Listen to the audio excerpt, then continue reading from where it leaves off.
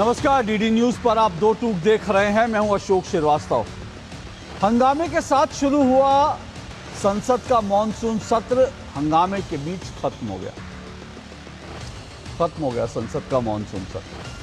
पूरे मॉनसून सत्र में हल्ला हंगामा हुल्लड़बाजी यही सब देखने को मिला। कोई अच्छी डिबेट देखने से हम तरस गए। कुछ अच्छी चर्चा हो, कुछ अच्छे सवाल उठे, वो देश देखने से तरस गया। एक आंकड़ा आपको बता रहा हूं, गौर कीजिएगा। आपको मालूम है संसद का ये सत्र जो है, ये इसमें कितना प्रोडक्टिविटी क्या रही। ये आपके सामने एक आंकड़ा है। 130 करोड़ का देश को नुकसान हुआ। दोनों सदनों का कामकाज जो है हंगामे की भेंट चढ़ गया। संसद की प्रोडक्टिविटी जानते हैं क्या रही? संसद की प्रोडक्टिविटी, मैं आपको संसद की प्रोडक्टिविटी बता रहा हूं। इस बार जो संसद की प्रोडक्टिविटी है वो क्या रही? दरअसल लोकसभा जो है उसकी प्रोडक्टिविटी महज 19% रही। वो ग्राफिक जरा चलाइए। संसद की प्रोडक्टिविटी जो है 19 दिनों में 114 घंटे का काम होना चाहिए था, लेकिन काम क्या हुआ? लोकसभा में लगभग 17 घंटे 30 ही चले। मुझे प्रोडक्टिविटी दिखाइए, संसद की प्रोडक्टिविटी, लोकसभा की प्रोडक्टिविटी। मैं आपको बता देता हूं, अगर ग्राफिक नहीं आए तो आप मुझे सुनते रहिएगा। ये ग्राफिक छोड़ दीजिए, मुझे सुनिए। संसद की जो प्रोडक्टिविटी है, संसद की जो उत्पादकता है, लोकसभा की उत्पादकता, वो 19% रही। 19%। अगर आपके पास ग्राफिक है तो प्लीज चला दीजिए। लोकसभा की प्रोडक्टिविटी 19% रही। मैं, क्योंकि इस वक्त देश में जेनजी की बात हो रही है ना, स्टूडेंट्स की बात हो रही है, जेनजी की बात हो रही है, तो मैं आपसे एक सवाल पूछना चाहता हूं। 19% लोकसभा की प्रोडक्टिविटी रही। अगर आप स्टूडेंट हैं, अगर आप छात्र हैं, स्टूडेंट हैं, और आपकी 19% मार्क्स हैं, तो जानते हैं आप फेल कहे जाएंगे। आपको उठाकर स्कूल से बाहर फेंक दिया जाएगा।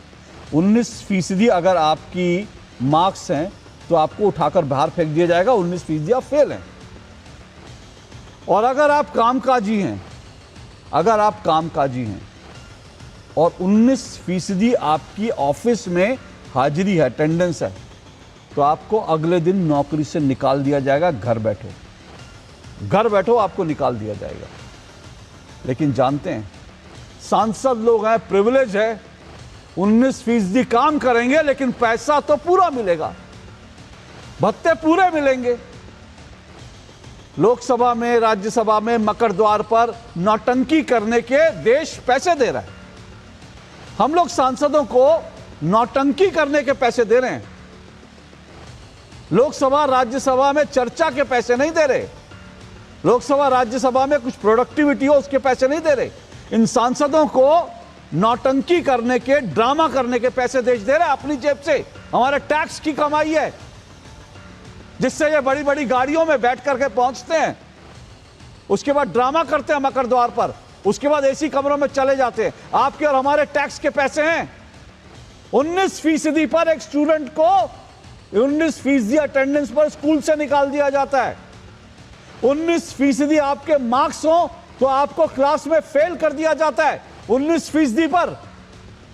और अगर 19% आपकी ऑफिस में अटेंडेंस है तो आपको ऑफिस से उठाकर फेंक दिया जाएगा। लेकिन यहां 19% उत्पादकता के बावजूद सांसद सारे मजे में है, किसी को कोई फर्क नहीं पड़ता। नाटक करेंगे भरपूर, नौटंकी होगी, लेकिन संसद में कार्रवाई नहीं होगी। लेकिन अब जबकि नौटंकी की बात चली है, मैंने पहले भी कहा था कि संसद आजकल नौटंकी बाजों का अखाड़ा बन गया। जहां नौटंकी होती है, एक्टिंग होती है, अलग अलग वेशभूषा पहनकर एक्टिंग हो, कोई पट्टी बांधकर, कोई कैसे, अलग अलग तरह की एक्टिंग होती है। वैसे तो मेरा सुझाव है कि सांसदों को, जो सांसद एक्टिंग करने में व्यस्त है, मतलब जिनको संसद में एक्टिंग ही करनी है, मैं उनको पहले भी सुझाव दे चुका हूं। बगल में NSD है, यहां पर एक्टिंग की ट्रेनिंग लेकर बॉम्बे चले जाएं, फिल्म इंडस्ट्री में हाथ आजमाएं, ज़्यादा अच्छा होगा। लेकिन फिल्म इंडस्ट्री की ज़रूरत नहीं है वैसे जाने की, ये भी बात है, क्योंकि ये वास्तव में इतनी शानदार एक्टिंग कर लेते हैं कि इनको NSD से या फिल्म इंडस्ट्री में जाने की ज़रूरत नहीं। तो क्योंकि संसद में ये तमाम सांसद जमकर एक्टिंग कर रहे थे, नौटंकी कर रहे थे। तो मुझे लगा कि जिस तरह से एक्टिंग करने वाले एक्टर्स को अवार्ड दिया जाता है, तो संसद के मॉनसून सत्र में जिन सांसदों ने बेहतरीन एक्टिंग किया उनका भी अवार्ड होना चाहिए।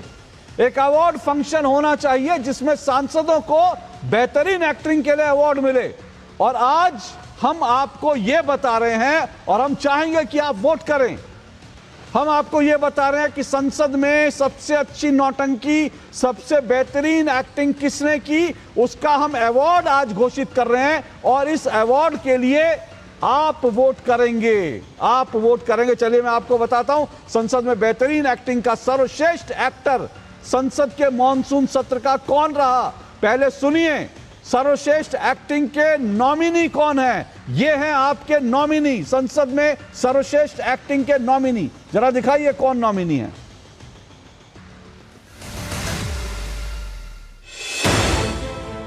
संसद में सर्वश्रेष्ठ एक्टिंग अवार्ड के नॉमिनीज हैं Rahul Gandhi, Priyanka Gandhi Vadra, film tip tip बरसा पानी।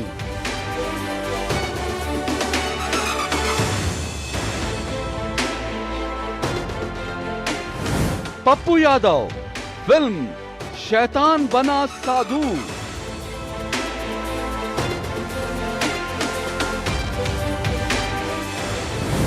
पवन खेड़ा, फिल्म मदारी।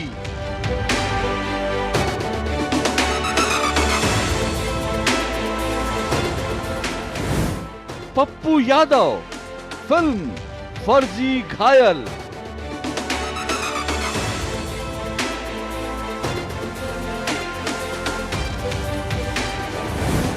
और राहुल गांधी, फिल्म भागम भाग। भैया बीजेपी हो गया? नहीं, बीजेपी का जो पुलिस परिवार वाले उनके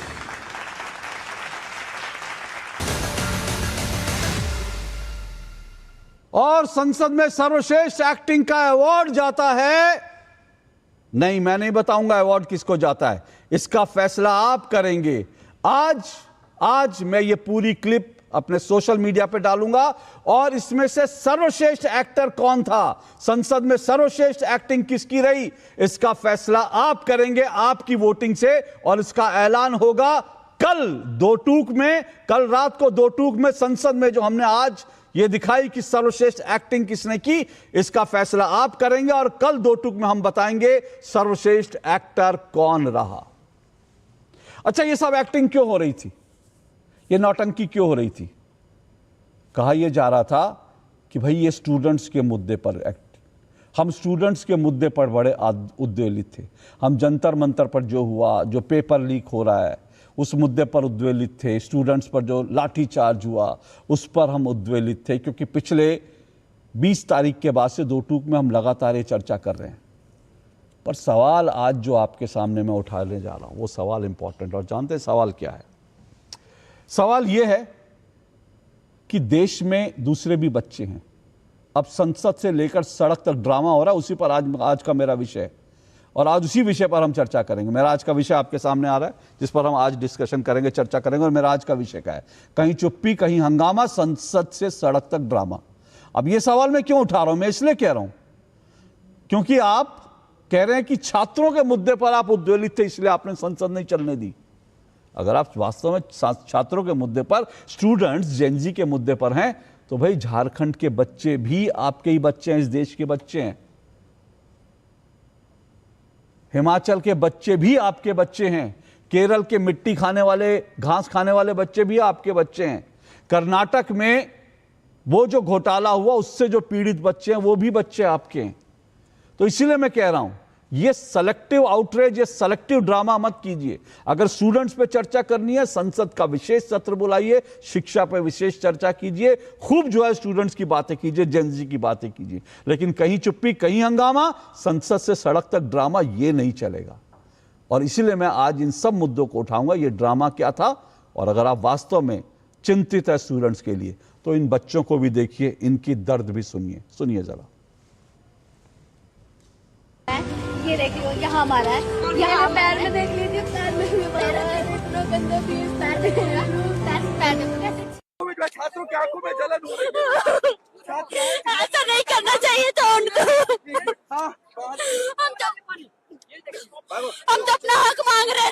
नहीं करना था इनको।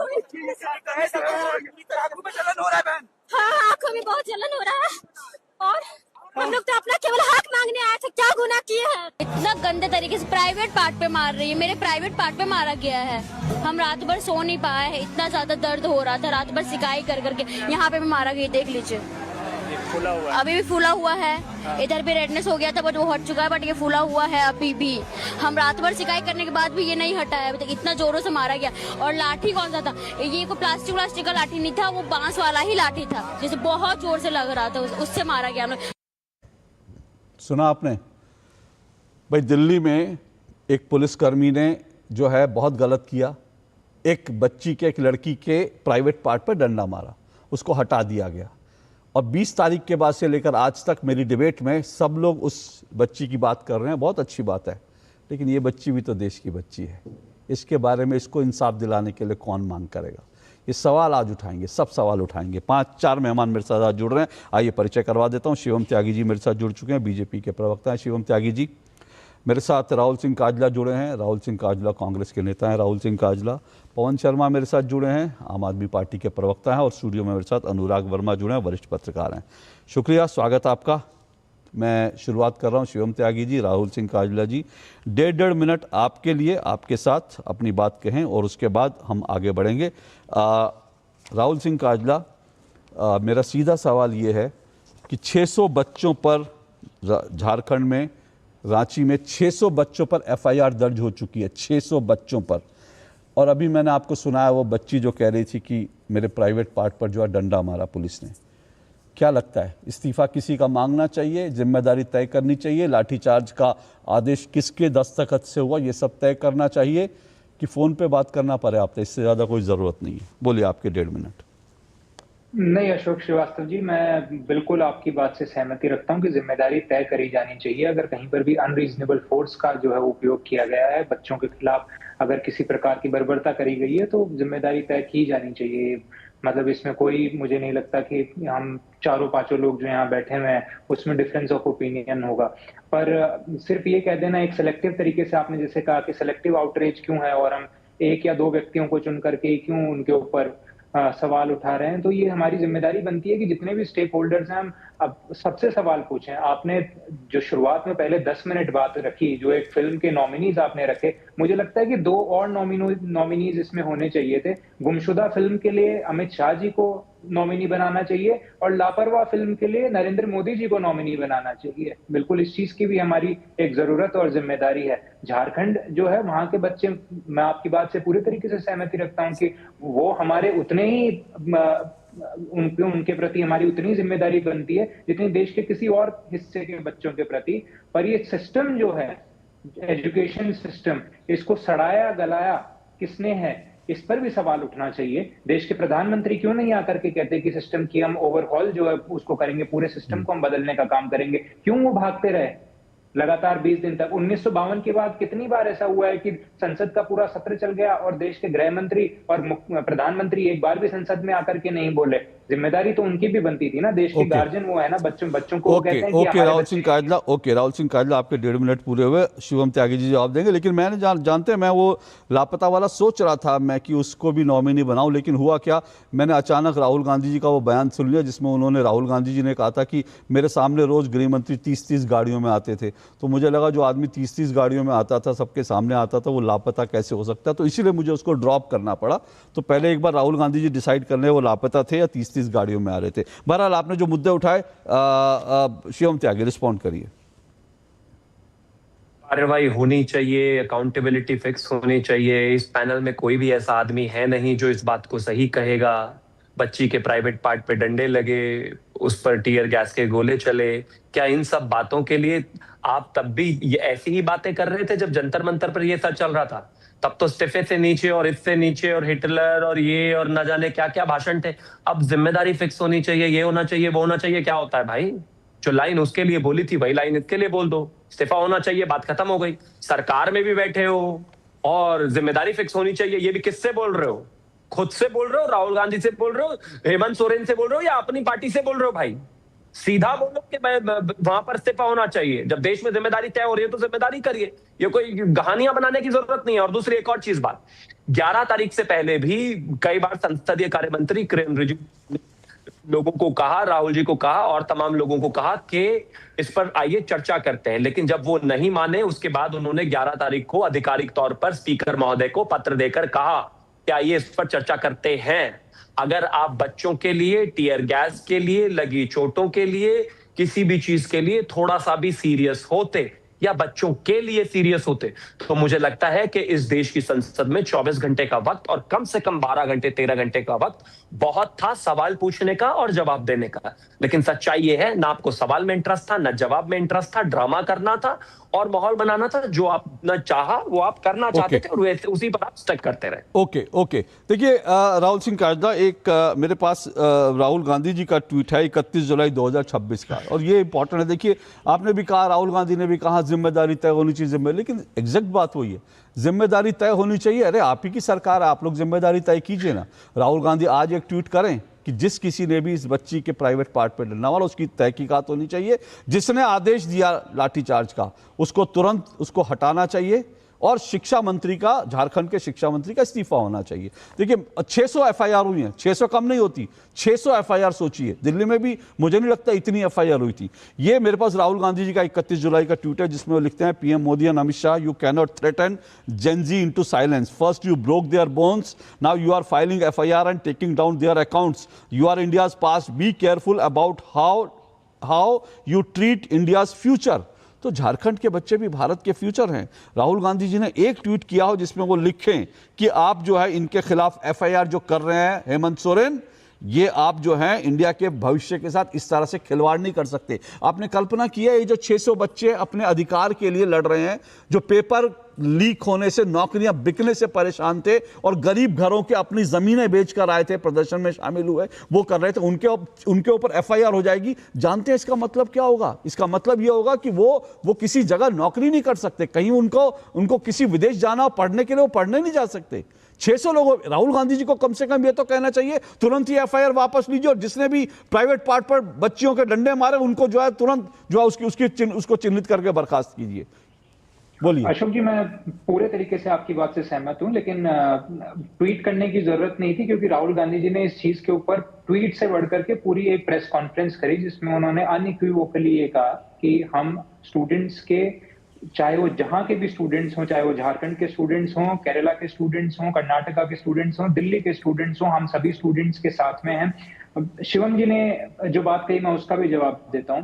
मैंने नहीं, तो एक मिनट आप शिवम जी का एक मिनट राहुल काजला प्लीज एक मिनट आप शिवम जी का जवाब दीजिए। एक मिनट आप शिवम जी का जवाब दीजिए, मैं आपको टाइम दूंगा, लेकिन मेरा सवाल कुछ और है। पहले आपने कहा प्रेस कॉन्फ्रेंस की, ठीक है, प्रेस कॉन्फ्रेंस की, नतीजा क्या है, क्या एक्शन हुआ? मैं सीधा सा पूछ रहा हूं ना। आप प्रेस कॉन्फ्रेंस करते रहे, दिल्ली में बैठकर कहते रहे हम जी छात्रों के साथ हैं, बिल्कुल जी सही बात है, बड़ा गलत हुआ जी, बहुत गलत हुआ। मैं भी बैठकर कह सकता हूं बहुत गलत हुआ, बहुत गलत हुआ। लेकिन सवाल यह कि ये बहुत गलत हुआ, बहुत गलत कहने से क्या उन बच्चों को न्याय मिल जाएगा? फिर से पूछ रहा हूं, राहुल गांधी जी ट्वीट ना करें, एक फोन उठाकर हेमंत सोरेन को कह सकते हैं कि भैया गृह मंत्री का इस्तीफा चाहिए, जिसने बच्चों पर लाठीचार्ज करवा के लड़कियों के प्राइवेट पार्ट पे डंडे मरवाए, इन लोगों को बर्खास्त कीजिए, ये तो कह सकते हैं। अशोक जी, मैं बिल्कुल आपकी बात से सहमत हूं। और सर आप सारी बात से मेरे सहमत हो रहे हैं, लेकिन नतीजा क्या है? नहीं, वही तो बात है ना। मतलब आपकी भी जिम्मेदारी है। मैं समझता हूं कि आपको भी एक बायस प्रोपेगेंडा चलाना जरूरी है, वो आपकी जरूरत है, लेकिन आप ये लो बोल देंगे फिर, मतलब झारखंड के बच्चों की बात कर रहे हैं, जो पत्रकार करेगा वो बायस हो जाएगा। मतलब ये भी गजब का इस देश में गजब का ये भी एजेंडा चल रहा है। झारखंड के बच्चों के ऊपर लाठीचार्ज हो, और झारखंड के बच्चों के जो है लाठीचार्ज की मेरे पास एक नहीं दर्जनों तस्वीरें हैं। ये अगर इन बच्चों की बात करूं, तो मैं बायस हो जाता हूं। मुझे भी दिखाइए ये देश, हाँ बिल्कुल, देखिए आप बोलिए तो अभी सीन चल रहा, दोबारा चलवा दूं। ये देखिए इन बच्चों की बात करना बायस हो जाना होता है।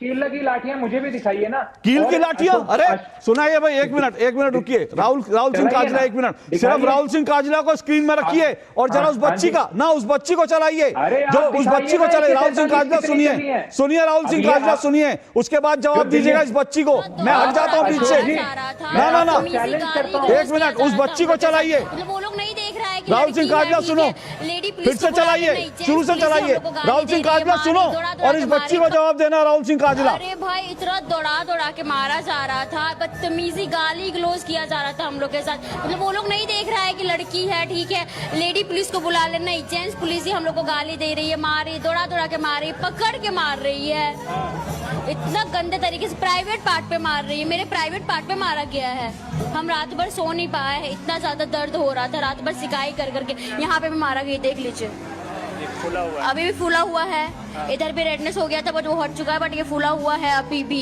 हम रात भर सिकाई करने के बाद भी ये नहीं हटा है अभी तक, इतना जोरों से मारा गया। और लाठी कौन सा था, ये कोई प्लास्टिक का लाठी नहीं था, वो बांस वाला ही लाठी था, जिसे बहुत जोर से लग रहा था, उससे मारा गया। राहुल सिंह काजला, मैं बायस हूं, इन बच्ची को बता दीजिए कि राहुल जी ने प्रेस कॉन्फ्रेंस, एक मिनट मेरा सवाल ले लीजिए, एक मिनट मेरा सवाल ले लीजिए, मेरा सवाल, राहुल सिंह काजला मेरा सवाल ले लीजिए, मेरा सवाल ले लीजिए। आप इस बच्ची को बता दीजिए कि राहुल गांधी जी ने प्रेस कॉन्फ्रेंस कर दी है, ठीक है, प्रेस कॉन्फ्रेंस कर दी। इस बच्ची को बता दीजिए जो कह रही है कि मेरे प्राइवेट पार्ट पर, जो कह रही है कि लड़कियों को मेल पुलिसकर्मी पीट रहे थे, भद्दी गालियां दे रहे थे, रात के अंधेरे में उनको खेतों में घुस कर मारा गया। आप इन बच्चियों को बता दीजिए कि राहुल गांधी जी ने प्रेस कॉन्फ्रेंस कर दिया, ओके टाटा बाय बाय, बोलिए। हम प्रधानमंत्री जी से पिछले 12 साल से और क्या डिमांड कर रहे हैं कि बच्चे जैसे पिट रहे हैं, पहले दिल्ली यूनिवर्सिटी में पिटे, फिर जेएनयू में पिटे, फिर जंतर मंतर पे पिटे और देश के कोने कोने में पिटते रहते हैं। प्रेस कॉन्फ्रेंस कर ले, भाग गए, प्रेस कॉन्फ्रेंस झारखंड से भाग गए, नहीं झारखंड पे झारखंड से भाग गए। मैं इस बच्ची दीपिका के सवाल का जवाब मांग रहा हूं भाई, मैं इस बच्ची दीपिका के सवाल का जवाब मांग रहा हूं। मैं कह रहा हूं मैं बायस हूं ना, ये बच्ची बायस है क्या? मेरी बहन दीपिका और मैं दोनों बैठ करके इंतजार कर रहे हैं। ये बच्ची बायस है क्या? प्रधानमंत्री कोई तो, ये बच्ची बायस है क्या? मतलब ये गजब का इस देश में ना, इस देश में गजब की जो है दोगलापंथी चल रही है, इस देश में गजब की दोगलापंथी, शिवम त्यागी को दीजिए, इस देश में गजब की दोगलापंथी चल रही है। झारखंड के बच्चों की बात कर रहा हूं तो झारखंड के बच्चों की बस हो गया बस बंद कीजिए, चिल्ला चिल्ली नहीं। झारखंड के बच्चों की बात करने पर आप चिल्लाएंगे, शोर मचाएंगे और आप सोचेंगे इन बच्चों से भाग जाएंगे। और सिर्फ झारखंड क्यों बोलिए, तो मैं हिमाचल के बच्चों का दर्द बताऊं, मैं केरल के बच्चों का दर्द बताऊं, मैं कर्नाटक के बच्चों का दर्द बताऊं, ये सब की बात करूंगा तो राहुल सिंह काजला कहेंगे अशोक श्रीवास्तव बायस है, अशोक श्रीवास्तव बायस है। मैं अगर बता दूं कि हिमाचल के अंदर 10वीं बोर्ड में बड़ा घोटाला हुआ, फॉरेंसिक जांच में उत्तर पुस्तिकाओं से छेड़छाड़ हुई, छात्रों को जो है इस तरह से करा गया। मैं अगर ये बता दूं कि मास कॉपिंग हिमाचल प्रदेश में हुई, यहां के बच्चे रो रहे हैं। मैं अगर आपको बता दूं कि केरल के बच्चे घास और मिट्टी खाने के लिए मजबूर है, तो अशोक श्रीवास्तव बायस हो जाता है, मतलब बायस हो जाता है। इतनी दोगलापंथी कहां से लाते हैं भैया आप तो युवा नेता हैं, कम से कम झारखंड के बच्चों के लिए 2 शब्द कह देते, आपसे 1 शब्द नहीं बोला गया उस बच्ची के लिए। हम तो इंतजार कर रहे हैं कि प्रधानमंत्री शिवम त्यागी एक करके, ऐसे चिल्ला चिल्ली नहीं, एक करके। शिवम त्यागी, थैंक यू। मैं बस एक चीज कहना चाहता हूं, राहुल गांधी ने प्रेस कॉन्फ्रेंस करी, ना करते। राहुल गांधी ने कहा कि नहीं ये ठीक नहीं है, ना करते। राहुल गांधी ने ये कहा कि चाहे वो झारखंड हो चाहे दिल्ली हो, सब पर ऐसे ब्रुटैलिटी नहीं होनी चाहिए, ना करते। यहां पर आकर आप भाषण देते हैं, ना देते। अकाउंटेबिलिटी फिक्स कर देते, जैसे प्रधानमंत्री मोदी जी ने अकाउंटेबिलिटी फिक्स करके एजुकेशन मिनिस्टर का इस्तीफा करा दिया, बस ऐसे ही इस्तीफा करा देते हैं। आपकी लिप सर्विस आपको मुबारक, आपका भाषण आपको मुबारक, आपका ड्रामा आपको मुबारक, आपके नेता का बोलना आपको मुबारक, बस रेजिग्नेशन करवा दे। रेजिग्नेशन हो जाता तो आने वाले समय में अगर किसी भी राज्य में स्थिति की ऐसी स्थिति होती तो वहां का एजुकेशन मिनिस्टर इस बारे में सेंसिटाइज्ड होता, सोचता इसके विषय में।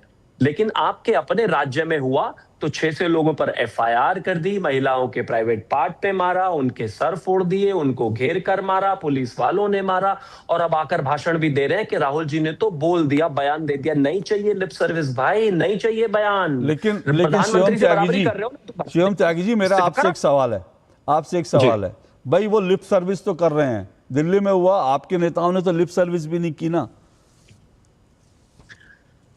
अशोक जी 6 मई को पेपर लीक हुआ था नीट का। 12 मई को नीट के पेपर को लेके कॉन्फर्मेशन हुई कि पेपर लीक हो गया है। 14 तारीख को अखिल भारतीय विद्यार्थी परिषद का पूरा जत्था एनटीए के ऑफिस के सामने प्रदर्शन कर रहा था।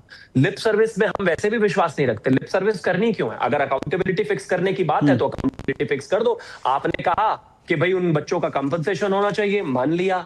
आपने कहा किसी तरह की कोई एफआईआर नहीं हुई, मानी, हालांकि कोर्ट ने वो उसका डिफरेंट वर्जन रखा। आपने कहा कि यहां पर नीट फिर से होना चाहिए था, पहले ही हो चुका था, वो सवाल ही नहीं था, पेपर सक्सेसफुल हो चुका था। अब आप मुझे एक चीज बताइए, ये तो लिप सर्विस भी कहां कर रहे हैं, सिर्फ सीधा सा सवाल है, जेपीएससी के बच्चों की एक ही 3 डिमांड है कि जेपीएससी का जो पढ़ा उसमें दाखिली हुई है उसको कैंसिल कर दो, रीजेपीएससी कर दो और सीबीआई को जांच दे दो।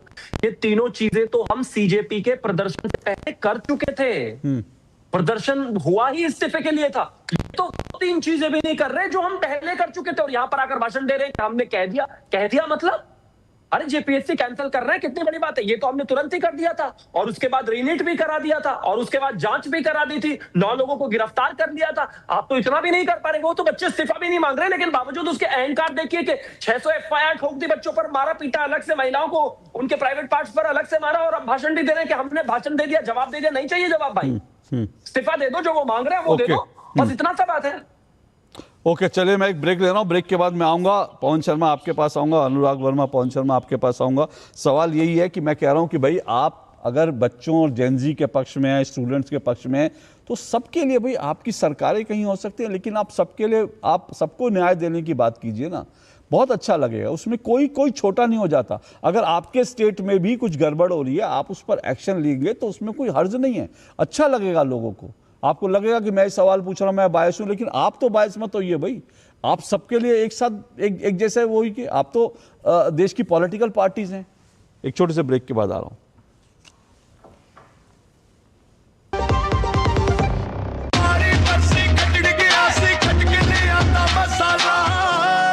केड़ा मसाला होए, छोलिए दा या लोबिए दा, पंजाबी छोले दा या पिंडी चने दा। अब छोलिया हो या लोबिया, पंजाबी छोले या पिंडी चने, सब कुछ मजेदार बने।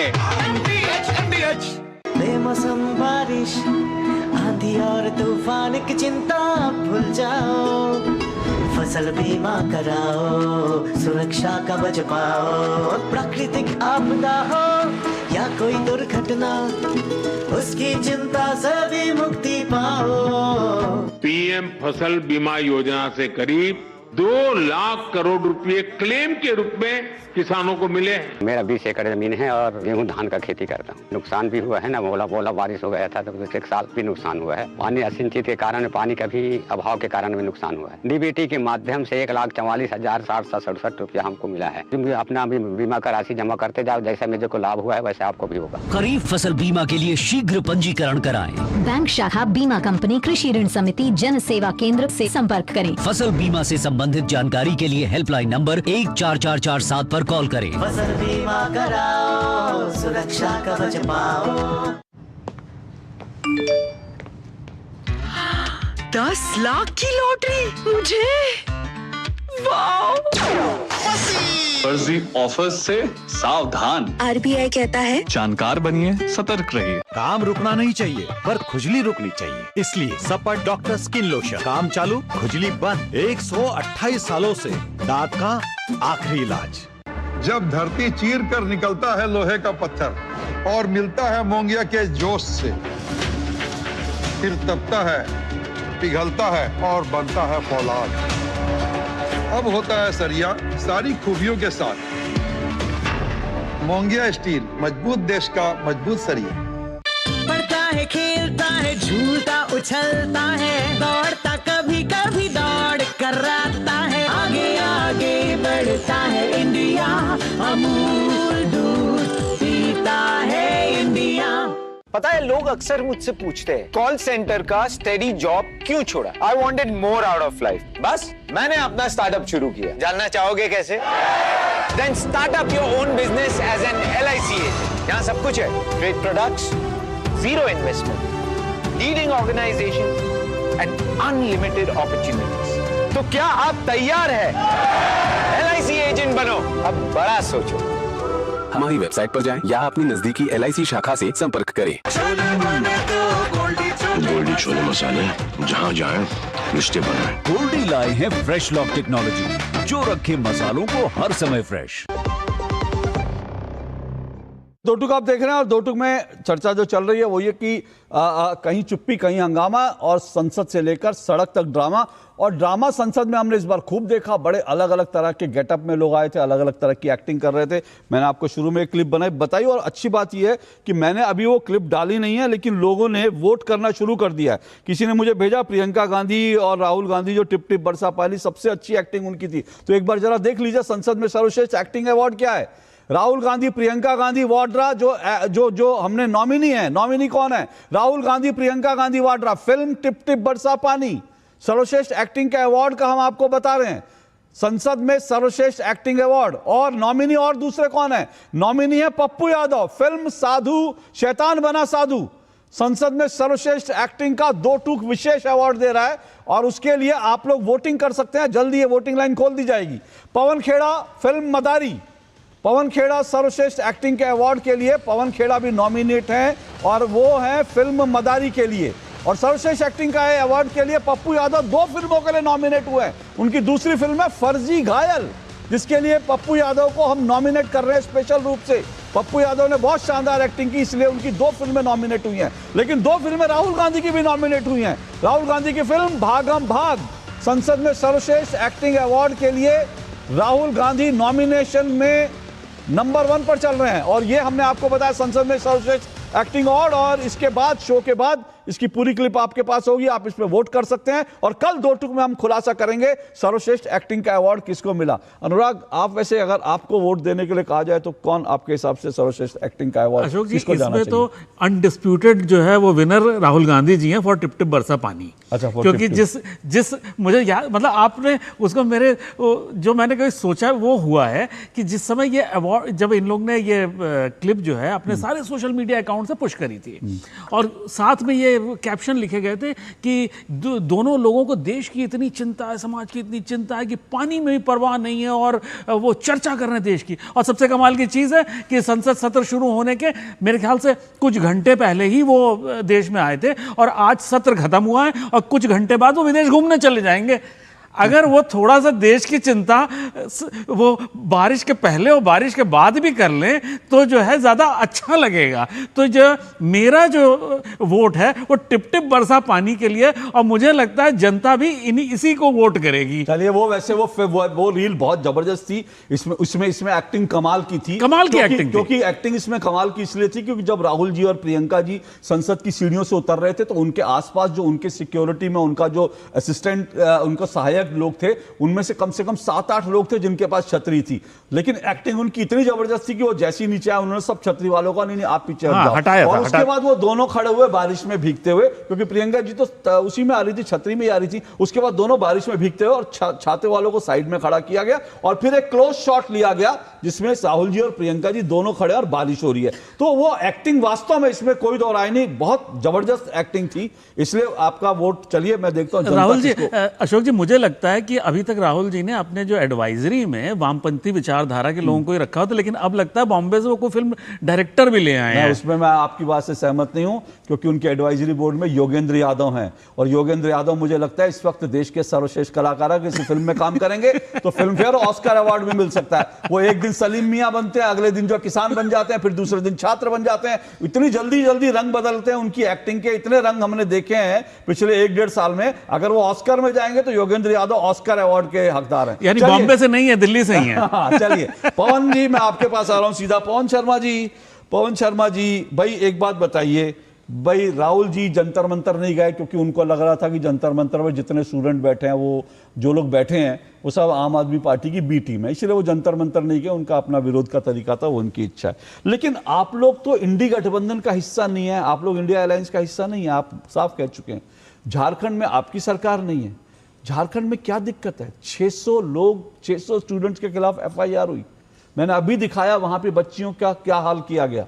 कम से कम केजरीवाल जी वहीं चला जाते, वहां तो आपको कोई दिक्कत नहीं है। पंजाब नहीं जाना, वो तो समझ में आता है। पंजाब के स्टूडेंट पे नहीं बोलना, समझ में आता है। वहां इस्तीफा नहीं मांगना, समझ में आता है। आपकी अपनी सरकार है, किससे कहेंगे। लेकिन यहां पे तो आप मांग सकते थे सर। पवन जी की आवाज दीजिए भाई, पवन जी की आवाज दीजिए, पवन जी की आवाज दीजिए। हाँ पवन जी बोलिए। देखिए अशोक जी, समस्या इस बात की है कि पूरे दिन आप भाजपा को डिफेंड करते हुए किसी को देखते नहीं है। आपने अरविंद केजरीवाल जी का ट्वीट मुझे लग रहा है मिस हो गया होगा आपसे, देख लीजिएगा दोबारा। सिर्फ एक हमारा मुद्दा है कि पूरे देश के छात्रों के साथ आम आदमी पार्टी खड़ी है, अरविंद केजरीवाल क्या खड़े हैं, उनके उन्होंने हकों के साथ झारखंड खड़े के लिए रहेंगे। क्या ट्वीट किया जरा बताइए प्लीज, मैं देख लेता हूं। अभी मेरी गलती, आप देख बता लीजिएगा। मैं आप बता दीजिएगा। आप प्रवक्ता हैं, आपको तो पता होगा सर, मुझे तो नहीं पता। आप प्रवक्ता, आपको तो केजरीवाल जी का ट्वीट पता होगा। एक बार बता दीजिए ना सर, मैं भी तब तक देख लूंगा। बता दिए, बताइए जी। जिस शिद्दत से आपने भाजपा प्रवक्ता को सुना है, मुझे भी सुन लीजिए थोड़ा सा। अरे सर, आपको सुन रहा हूं मैं, बिल्कुल आप ही को समय दे रहा हूं। अभी आप सुनिए, मैं आप ही को समय दे रहा हूं। एक मिनट सर, आपने बहुत शानदार बात की और मैं खुश हो गया। मैं चाह रहा हूं कि आप अरविंद केजरीवाल जी का ट्वीट यहां बताएं, उन्होंने क्या ट्वीट किया झारखंड के लिए। प्लीज, मैं आपको पूरा समय दे रहा हूं, बताइए। सर्च करिएगा। अरे आपको नहीं पता क्या?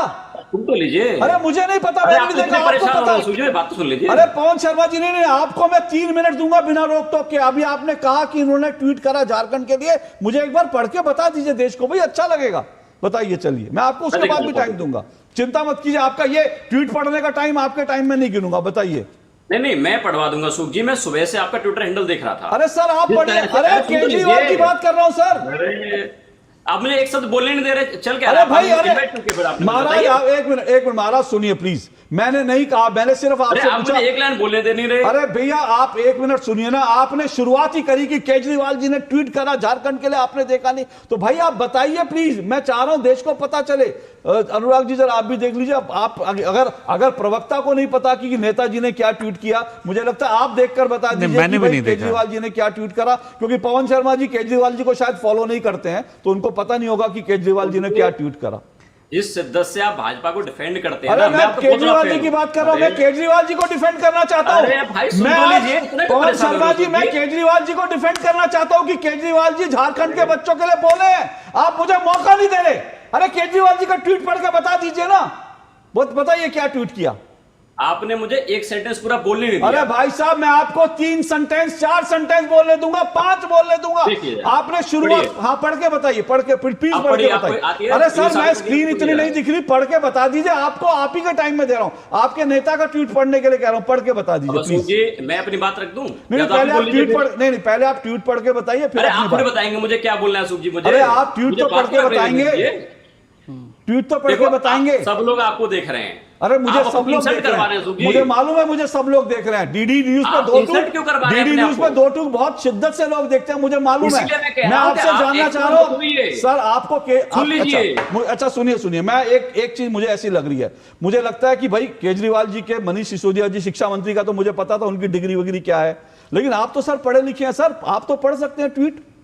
क्या दिक्कत है पढ़ने में? हिंदी है, इंग्लिश है, कौन सी भाषा है? सब कहानी खत्म हो जाए मुझे बोल दीजिएगा। कौन सी भाषा है जिसमें आपको पढ़ने में दिक्कत हो रही है?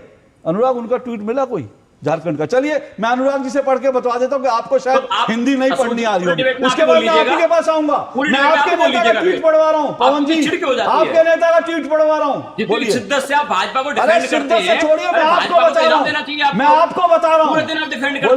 बोलिए। अब एक 12 अगस्त की न्यूज है। हाँ, 12 अगस्त की। हाँ बताइए। Arvind Kejriwal extend support to Jharkhand student protest. क्या अरविंद केजरीवाल ने झारखंड के स्टूडेंट प्रोटेस्ट को सपोर्ट किया 12 अगस्त का। 12 अगस्त इतना ये सपोर्ट कर, हाँ, बस ठीक है। उन्होंने इतना ट्वीट करा, सपोर्ट कर रहे हैं 12 अगस्त का, ठीक है। और ये मतलब लाठीचार्ज लड़कियों के ऊपर कुछ वो हुआ, इतना डिटेल में नहीं है।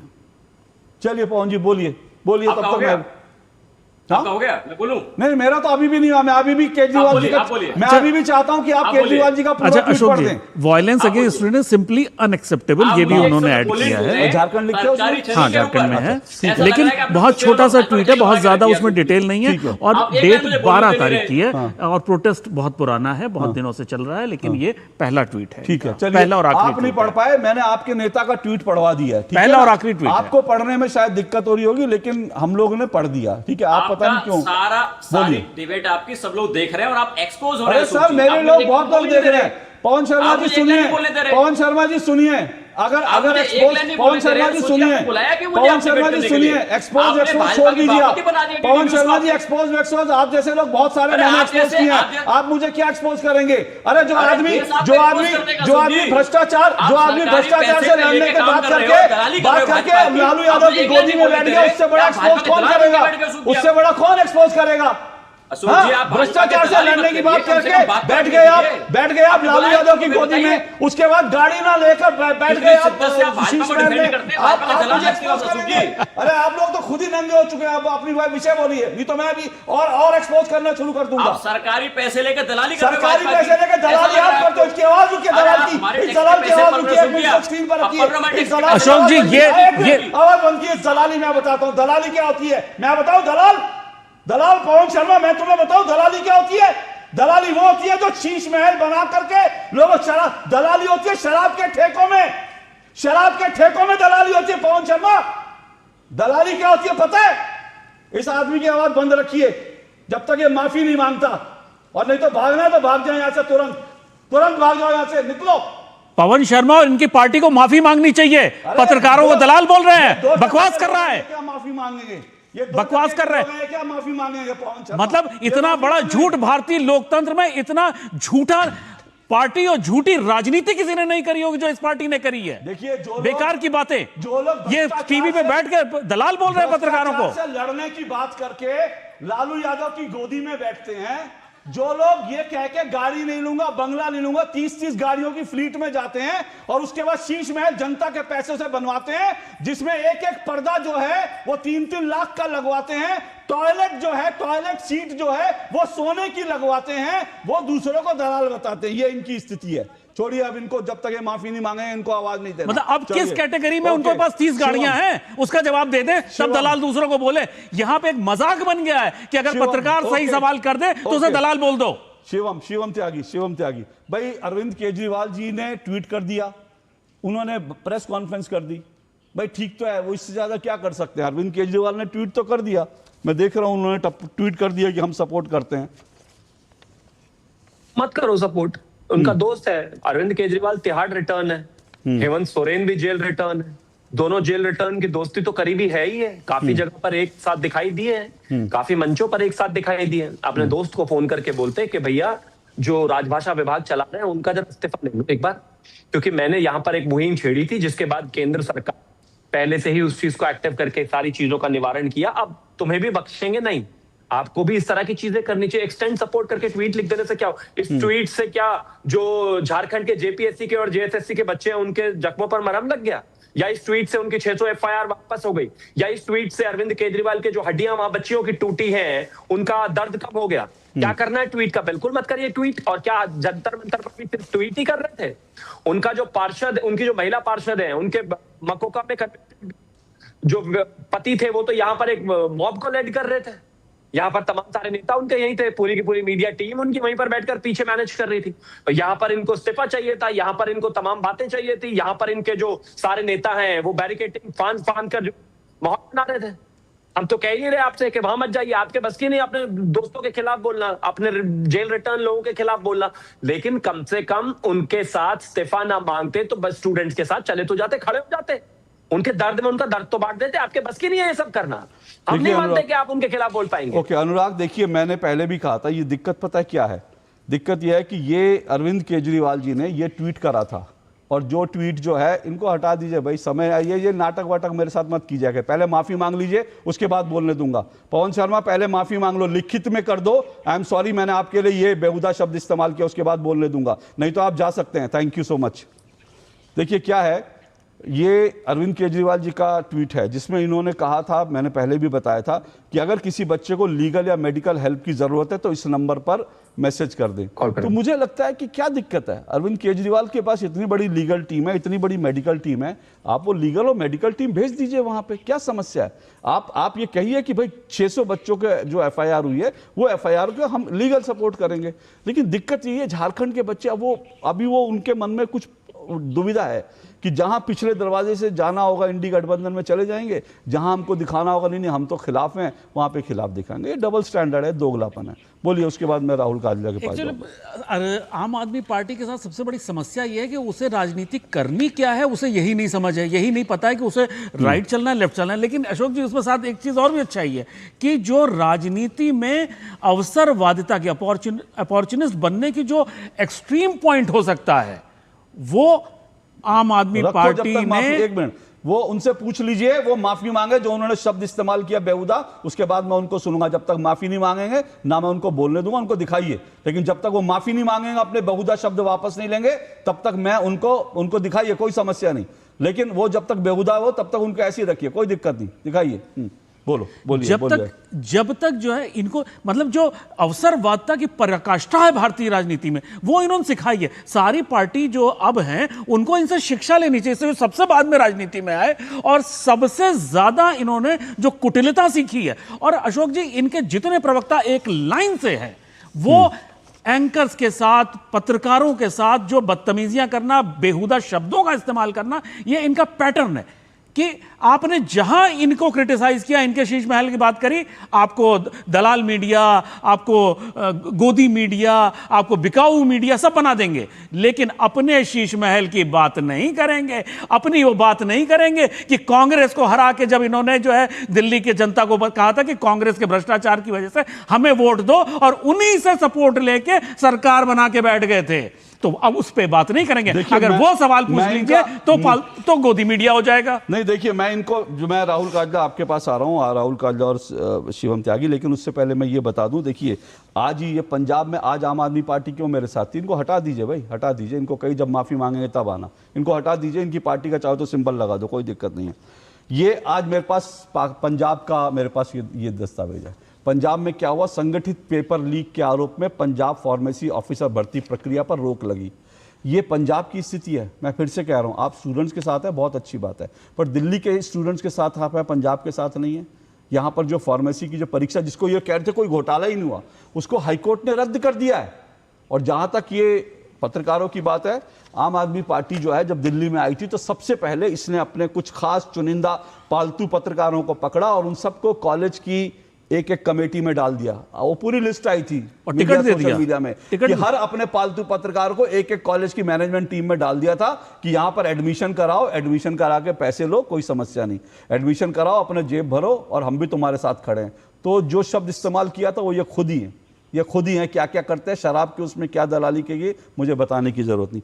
राहुल सिंह काजला, मैं फिर से, देखिए, मैं मूल मुद्दा मेरा सिर्फ ये है कि अगर संसद में जो कुछ हुआ, ठीक है, वो थोड़ा सा दुर्भाग्यपूर्ण लगता है, क्योंकि संसद जो है चलती, संसद में इसी सत्र में क्या ऐसा नहीं हो सकता था कि सत्ता पक्ष विपक्ष मिलकर तय करता कि भाई सिस्टम की ओवरहॉलिंग कैसे हो। हम मुश्किल सवाल पूछेंगे, हम बड़े से बड़े मुद्दे उठाएंगे, सरकार की जवाबदेही तय करेंगे, देश को बताएंगे कि देश में शिक्षा की क्या स्थिति है। क्या ये डिबेट नहीं हो सकती थी? अशोक जी, बिल्कुल हो सकती थी, पर सरकार ने जो अपनी हठ धर्मिता थी उसको त्यागने का काम नहीं किया। पहले विपक्ष शिक्षा के मुद्दे पर बात करना चाहता था, सरकार कहती रही कि हम इसके ऊपर बात नहीं करेंगे। फिर 20 जनवरी का बड़ा आंदोलन हुआ और उस आंदोलन के सामने झुक करके सरकार ये मानी कि ठीक है, हम शिक्षा के ऊपर बात कर लेंगे। पर 20 जुलाई का जो आंदोलन हुआ था, और पर उस दिन जिस प्रकार की घटनाएं हुई थी, नेचुरली विपक्ष ने फिर ये कहा कि अब शिक्षा के साथ में जिस प्रकार की बर्बरता दिल्ली में हुई थी उस पर भी बात की जाएगी। पर हमारे देश के गृह मंत्री 20 जुलाई से लेकर के संसद के सत्र के आखिरी दिन तक संसद में नहीं आए। जो वो प्रेमाइसिस में आते थे, वहां आने के बाद कहां जाते थे वो खुद ही जानते हैं, पर जो सेशन जहां चल रहा था वहां पर वो नहीं आए। उन्होंने विपक्ष के जो सवाल थे उनके जवाबों से वो लगातार भागते रहे, और ये इसी प्रकार का रवैया प्रधानमंत्री जी का भी रहा। जो विपक्ष के सवाल थे वो उनसे लगातार बचते रहे। अगर प्रधानमंत्री जी रील बना सकते थे तो वो क्यों नहीं विपक्ष के सवाल, जो लाठीचार्ज हुआ था, जो AK-47 चली थी, इनका जवाब क्यों नहीं दे पाए? यही सवाल। शिवम त्यागी रिस्पॉन्ड कीजिए। ओके, शिवम त्यागी रिस्पॉन्ड करें। Thank you. मैं सबसे पहले एक चीज कहना चाहता हूं कि शिक्षा के विषय में जो खासतौर पर बात है, एंटी पेपर लीक बिल पर जब चर्चा हो रही थी, राहुल गांधी के पास 55 मिनट थे। 55 मिनट में मुझे अगर इस पैनल में किसी को भी उनके 2 सुझाव याद हो तो कृपया करके मुझे बता दे। 55 मिनट बोले वो। उनके पास हाई पावर्ड कमेटी को लेकर कोई प्लान नहीं था, उसमें कैसे लीकेज रोकी जा सकती है उसको लेकर कोई प्लान नहीं था। लीकेज के बाद होने वाले 10 करोड़ का उस पे सजा और उसके बाद जो जेल है उसको लेकर उनके पास कोई सजेशन नहीं था। नीट में और चीजें बेहतर कैसे हो सकती हैं उसको लेकर उनके पास कोई सजेशन नहीं था। लीक पूरे देश की समस्या है, इसका निवारण कैसे हो सकता है इसको लेकर कोई सजेशन नहीं था। उनकी बहन 25 मिनट बोली, कोई एक सजेशन अगर उनके पास से, उनकी तरफ से इस भारत की सरकार या भारत लोगों के पास हो तो मुझे बताएं। 1 दूसरी बात यह है कि जहां तक बात करने की है, सदन चलाने की है, ये कोई नई बात नहीं है। अशोक जी तो आप बहुत पुराने पत्रकार हैं और आप ये सारी चीजें जानते और याद रखते होंगे। आपको याद होगा एक विंटर सेशन 2009-10 में पूरा का पूरा सिर्फ इसलिए बह गया था क्योंकि 2G में एक CAG रिपोर्ट बाहर आ गई थी।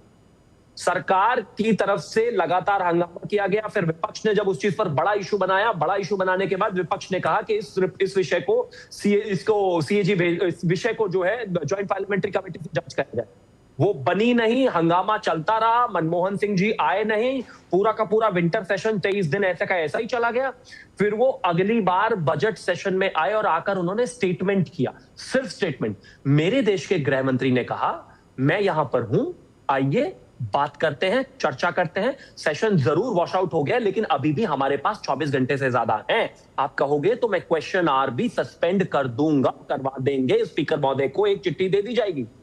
आपके समय में 2G आया था, आपके समय में पूरा सदन वॉश आउट हो गया था। सरकार विपक्ष रिक्वेस्ट करता रह गया कि भाई भाषण दिलवा दो, प्राइम मिनिस्टर से स्टेटमेंट दिलवा दो, JPC भेज दो। आपने नहीं किया, लेकिन हम तो तैयार हो गए थे आपके सामने, कोई जवाब नहीं दिया आपने। सीधी सी बात है, आपको छात्रों की भलाई में या छात्रों के विषयों पर कोई इंटरेस्ट ना आज था ना कल, वरना अगर होता तो उस आदमी के लिए दिल्ली का छात्र भी वही है, झारखंड का छात्र भी वही है, कर्नाटक का छात्र भी वही है, हिमाचल का छात्र भी वही है, केरल का छात्र भी वही है, और मैं अपने राज्य को कह रहा हूं उत्तर प्रदेश का छात्र भी वही है। लेकिन जब चश्मा अलग अलग है तो जाहिर है कि सिर्फ राजनीति उनके नाम पर चमकानी है, और वही आप कर रहे हैं। ओके, मैं एक ब्रेक ले रहा हूं, ब्रेक के बाद आऊंगा राहुल और शिवम जी और साथ साथ अनुराग आपके पास छोटे से ब्रेक के बाद। छोड़ दे, सच बोल, तूने ये फोटोशॉप किया है ना? क्या भैया, कुछ भी। तू कॉलेज में भी ऐसे ही मार्कशीट एडिट करके पापा को दिखाया करता था। भैया मैं अपने खुद के घर का बिजली का बिल क्यों फोटोशॉप करूंगा? तो फिर ये जीरो बिल पॉसिबल कैसे? भैया PM सूर्यघर से बिजली की बचत भी पॉसिबल है और पावर जनरेशन भी। वाह रे ऊपर वाले, तेरा ही कमाल है। अब बिजली बिल होगा 0। PM सूर्यघर मुफ्त बिजली योजना, हर घर सूर्यघर। जरा सोच के देखिए, आपके पास कुछ ऐसा है जो आपकी दुनिया बदल सकता है। जानते हैं क्या? आपका अपना सोना। सोना क्या नहीं कर सकता? सोना आपको अपने सपनों का घर दिला सकता है, आपके बच्चों का भविष्य बना सकता है। सोना आपकी हर इच्छा पूरी कर सकता है। तो भारत की सबसे बड़ी gold loan NBFC Muthoot finance से गोल्ड लोन लीजिए और फिर देखिए सोना क्या नहीं कर सकता। मुथूट फाइनेंस, जहाँ विश्वास ही परंपरा है। कॉल कीजिए 1-800-313-1212। QR कोड स्कैन करो, 5000 का कैशबैक पाओ। वाह, दिल बन गया। UPI पिन एंटरिंग सिर्फ पैसे भेजने के लिए है। RBI कहता है जानकार बनिए, सतर्क रहिए। यार कैसे ले पाएंगे घर? नहीं, आज गर्मी बहुत है ना? यस, बहुत ही ज्यादा। पापा, घर खरीदने की planning is not easy. Vinny, long term savings का बेस्ट प्लान बताना। LIC protection plus plan. LIC और सेविंग्स। यस, इसमें इंश्योरेंस और फंड्स दोनों में इन्वेस्ट करके गोल्स के हिसाब से सम अश्योर्ड एडजस्ट कर सकते हो। LIC protection plus plan, future insured, growth assured.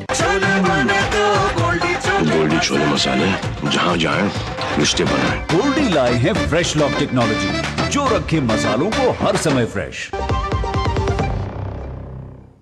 देखिए, दो टूक आप देख रहे हो, दो टूक में हम चर्चा करें किस तरह से संसद में हंगामा हो, लेकिन बड़ा सेलेक्टिव लगता है ये, क्योंकि आप कहीं किसी स्टेट के बारे में बोलते हैं, बाकी स्टेट के बारे में नहीं बोलते, उसी पे चर्चा कर रहे हैं। और मेरे साथ पवन शर्मा जुड़े हुए थे, आम आदमी पार्टी के प्रवक्ता। मेरे एक दर्शक ने ट्वीट करा, मैं उस ट्वीट पढ़ के सुना दूं, फिर उसका राहुल और जल्दी आऊँगा राहुल, शिवम जी और अनुराग। देखिए, मेरे अनुपम द्विवेदी हैं, वो ट्वीट करके ले रहे हैं, कह रहे हैं सबसे बेहुदा प्रवक्ता आम आदमी पार्टी में मिलते हैं। अशोक जी, आपसे निवेदन है कि कृपया ऐसे लोगों को नेशनल चैनल पर ना लाएं। देखिए, ये तो मैं नहीं कहता कि सारे बेहुदा प्रवक्ता होते हैं, लेकिन हाँ, पवन शर्मा जो हैं, जो आज आम आदमी पार्टी से आए थे, वो वाकई में बेहुदा साबित हुए। लेकिन आम आदमी पार्टी में कुछ अच्छे प्रवक्ता भी हैं, पर ना मालूम क्यों ये पवन शर्मा नाम के बेहुदा प्रवक्ता को दो टूक में भेजा गया, मैं नहीं जानता उसका कारण क्या है। राहुल सिंह काजला, देखिए, एक चीज़ जो है फिर से जो अभी शिवम जी ने उठाया, वो बड़ा वैलिड सवाल है।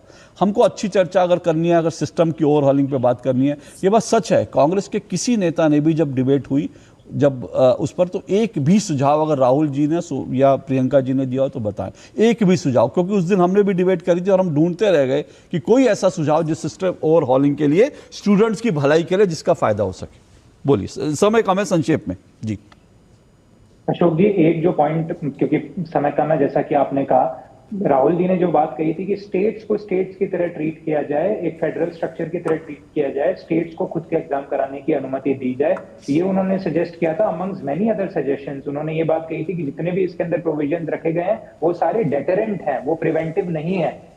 पर क्योंकि समय कम है तो मैं भी अपनी बात को संक्षेप में रखूंगा, पर फिर भी मैं एक बार फिर से ये सवाल उठाता हूं कि क्यों संसद सत्र के आखिरी दिन तक प्रधानमंत्री जी और गृह मंत्री जी बसते रहे संसद सत्र में आने से, और क्यों उन्होंने जो बच्चों के खिलाफ बर्बरता हुई थी उसका जवाब उन्होंने क्यों नहीं दिया? ओके शिवम, देखिए वो कह रहे हैं प्रिवेंटिव मेजर के और सरकार ने कुछ नहीं किया, सिर्फ और सिर्फ जो है डिटरेंट पे बात करते रहे।